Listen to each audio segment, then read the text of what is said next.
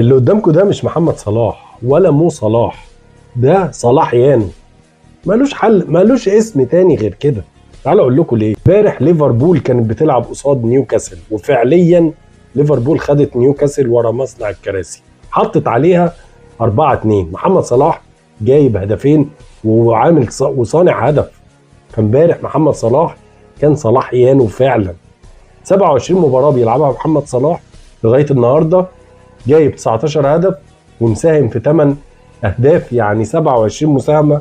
وده كده يعتبر حاجه اسطوريه لصلاح. طبعا افضل موسم ليه مع ليفربول هو الموسم ده. احنا شايفين فوق ليفربول اهو بقى متصدر الدوري ب 45 نقطه، فرق بينه وبين استون فيلا حوالي 3 نقط، 42 نقطه عند استون فيلا، يعني الفرق 3 نقاط ما بينهم.